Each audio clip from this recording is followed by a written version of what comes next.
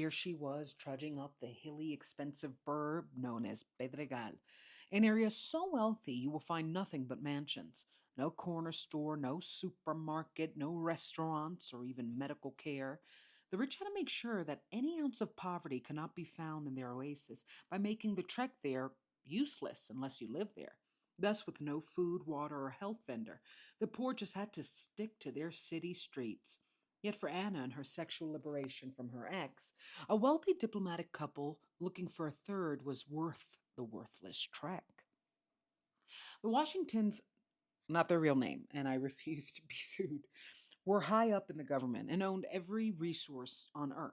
They had a wood, wind, electricity, energy companies across the world and across generations. They had met Anna when Josie, determined to assure that Anna's depression stayed in her heart and not in her vag, decided to invite her to a shibari event for the elite, of which Josie worked as their publicist. Amidst ropes and bondage, Anna was hand selected by the Washingtons for a threesome, and to my absolute surprise, she said yes. Wow.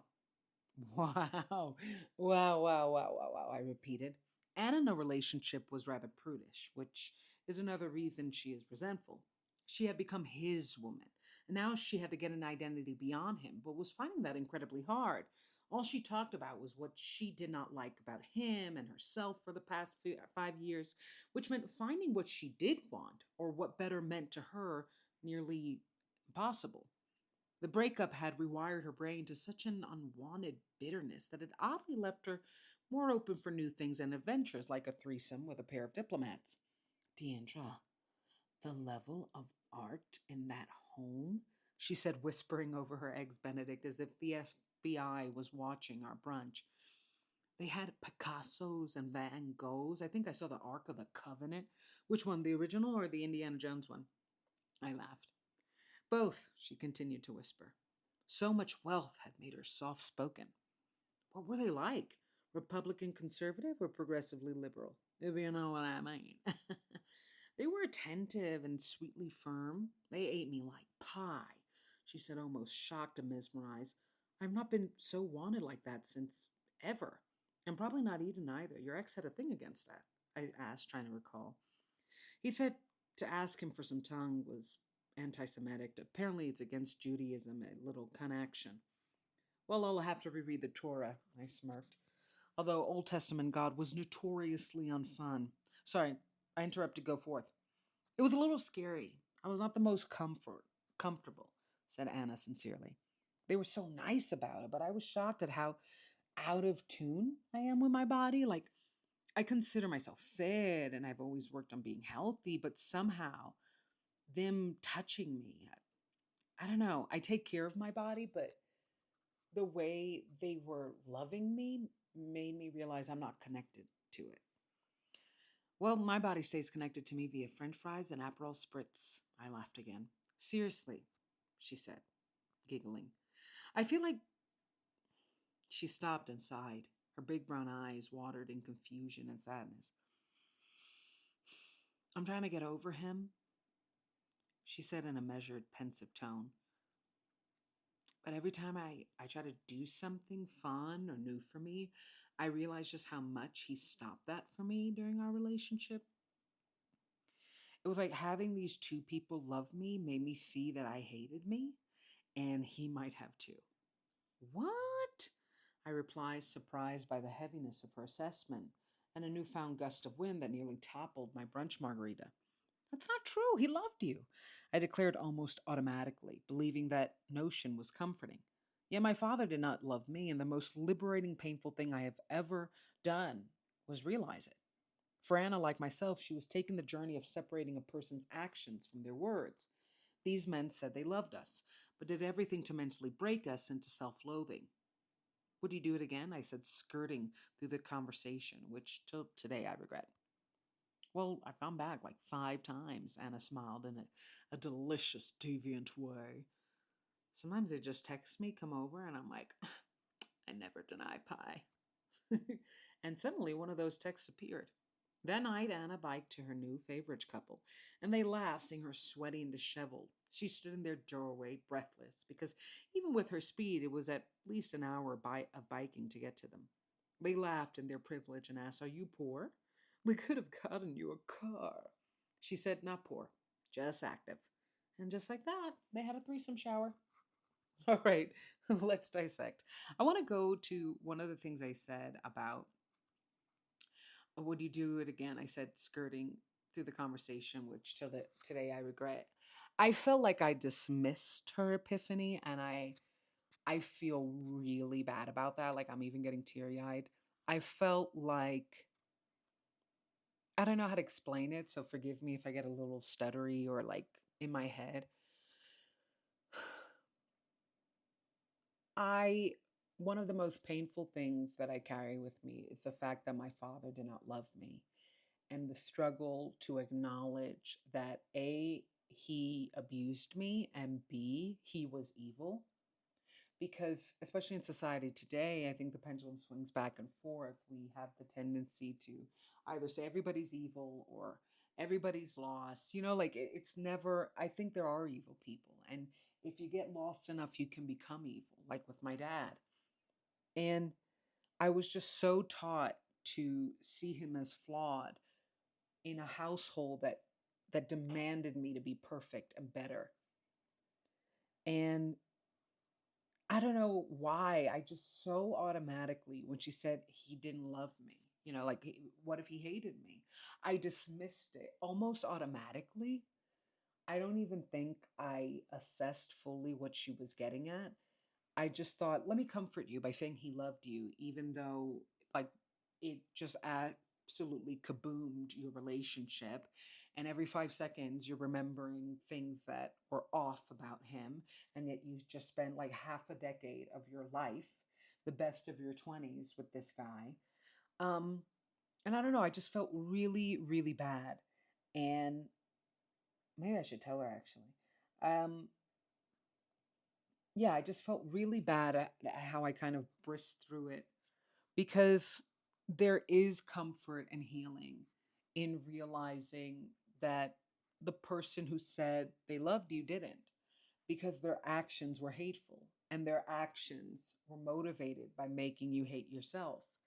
And I felt like when I dismissed her and looking back, I should text her. I I felt like when I dismissed her, epiphany, I dismissed the possibility of growth. Obviously, she's growing and she grew, but the possibility of really healing that. Because I went from absolutely ignoring how evil my father was towards me to stay with him in my life to then finally acknowledging he was evil, getting him out of my life, or rather, he left. And then well, it's complicated and I've talked about it before. I kicked him out. He happily left. And but still ignoring all his evil. Like it was like I got him out and it's like chapter closed, goodbye. And I really do think that's a trauma response. And I think it's also one of the things my mother taught me, who is a heavily traumatized human being herself. Just, ignore it, get through it, figure it out. I always was so in charge of me.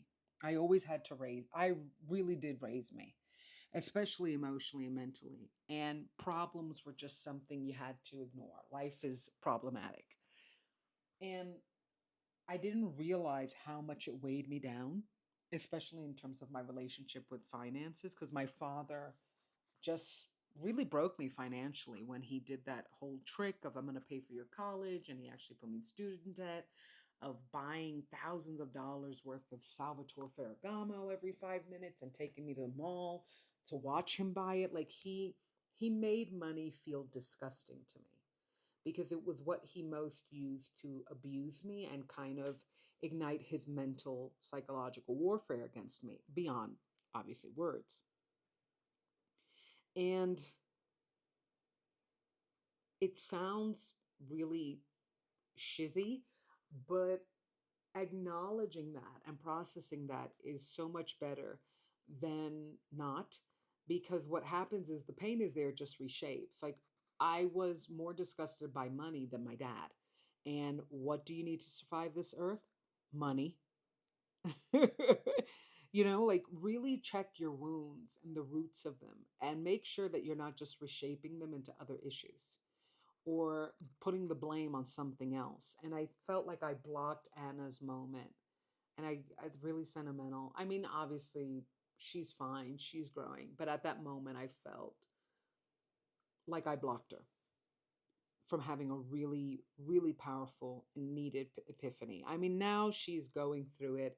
She's obviously much better. I gotta ask her if she's still with the Pedregal diplomats. But anyway, I call them the Washingtons because I don't want to be sued. But Josie is a publicist and she gets access to a lot of exclusive events, which, by the way, writing this episode, I was like, am I Carrie? Am I Sex in the City right now? Am I the new generation of girls? I think I am. I think I am.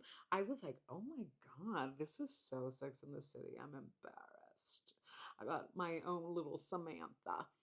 Um, and she took her, and Anna's pretty prudish. She's not the most sexually active person in the universe, never has been, you know and rightfully so, wonderfully so. She's like, sex and love, they're united for me, what can I do? Before the her ex, I think she waited, like, sometimes she would wait like 3 months into the relationship to even consider sex.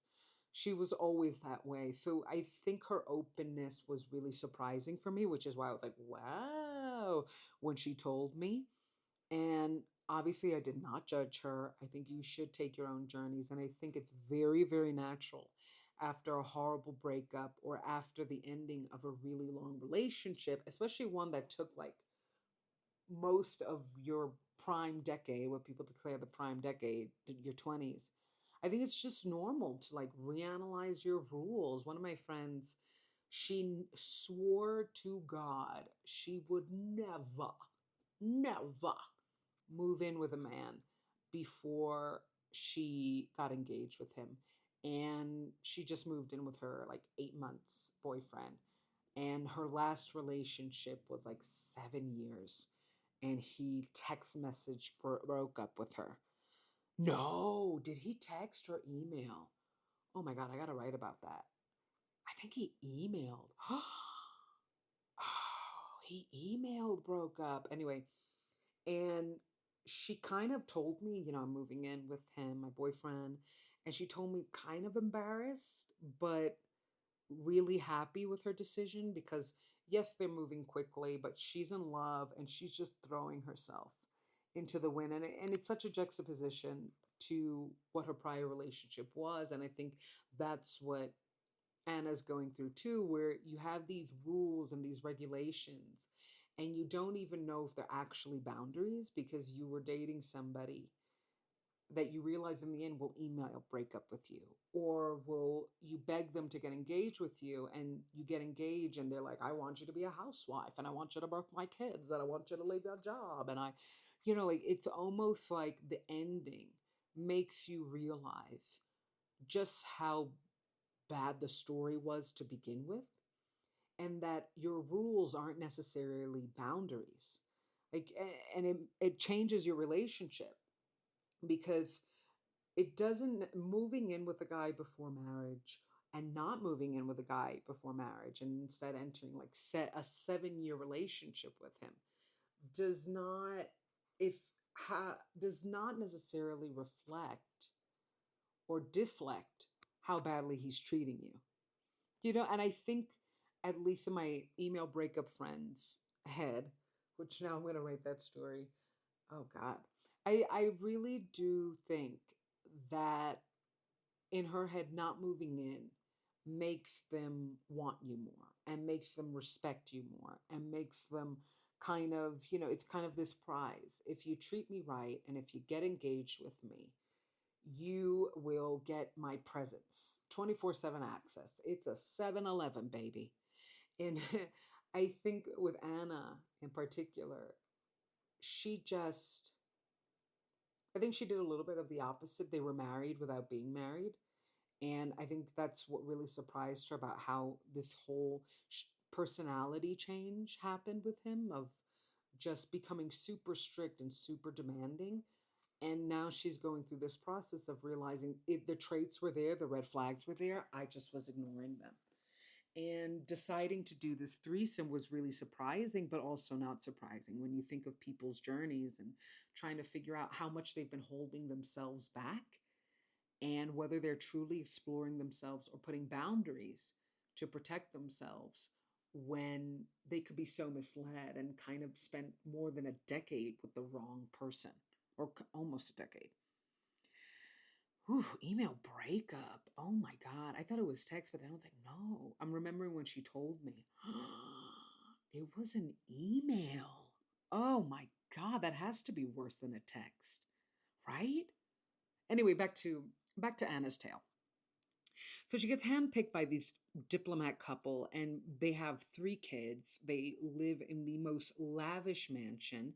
I think the woman, I shouldn't be giving descriptors. They come like from a lineage of family that owns like wind machines and wood, and like it's just astronomical wealth. And the house is all open while we're all living in cubicles. I digress. And she was just super impressed by their wealth. And I think that was another thing that really made her feel super sexy. The fact that these people know luxury. They are luxury. They are probably third cousins to Logan Roy. They're the next inheritors of Waystar. Succession fan to the max right here. And it's like, wow, they think I'm luxury. Like they're licking me, and I was saying, and that was another thing too. The way they had sex was just so different, so intimate, so carnal, so sweet and attentive, as she described it. And it's like it was so about her pleasure too, and they just found her pleasing. And she was realizing that that was not sex with her ex, and she was desperate to marry that man. Like that, we all have that friend that it or have had that friend that like is asking the guy, "Will you marry me? Like, when are we getting serious, baby?"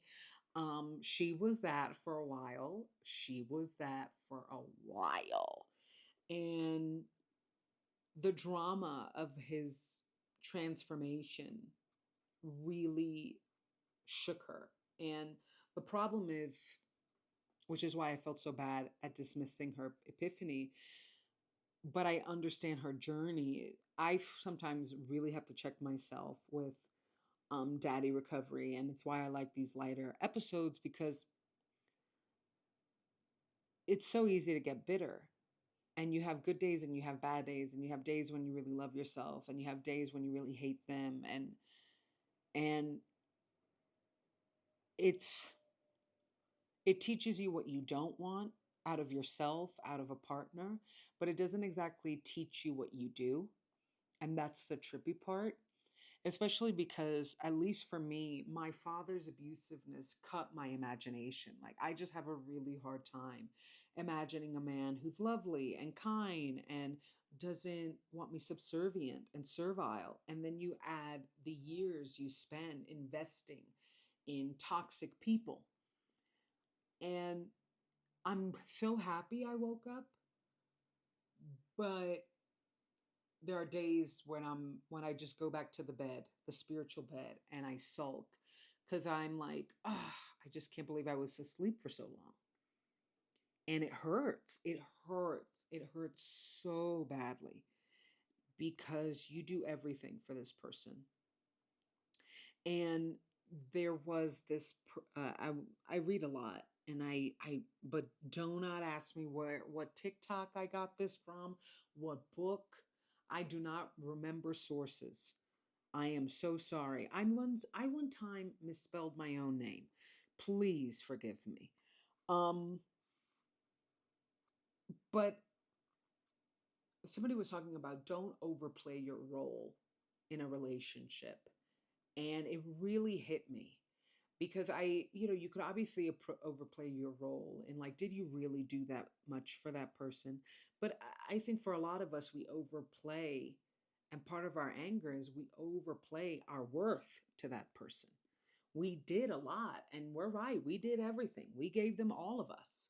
We gave them ideas that they turned into money. We gave them time that they turned into self empowerment for themselves. We gave them love and affirmations, which healed them from wounds that they in turn handed right to you.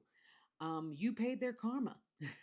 Like I really do think I paid my father's karma because he was so greedy, especially in terms of money.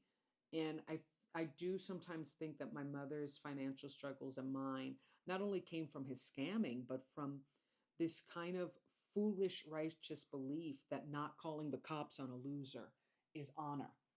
Um, but I digress. I think if my father had loved me, he would have done everything to make sure I had money, safety, happiness, health, especially because those were the things that most meant to him. So if that's what is most meaningful to him and he doesn't give it to you, it means he doesn't love you.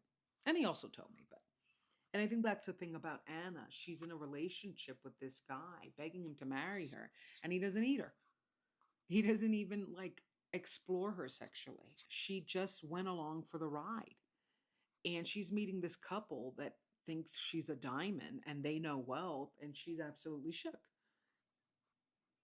And it made her reassess, and I think it does for a lot of people kind of coming from the ashes of a bad relationship or maybe a diplomatic threesome. Um, it just really made her assess, why did I settle for so little? When did I stop growing? When did I stop growing? When did I stop exploring me? Had I always made sure I'm growing up, I'm growing better, would this 5 year relationship have been 5 months? And it's such a dark wormhole to go through that. It's when you bring up time lost in terms of healing. Ooh, time lost in terms of another person's toxicity. Ooh, you could be trapped, baby. I don't, and I'm trying to figure that out because sometimes I fall in the trap. So don't ask me how to heal it. When I figure it out, I'll text you. But check out daddyrecovery.com. Check out, follow my podcast, follow me on all socials. Let's be friends, okay? Okay.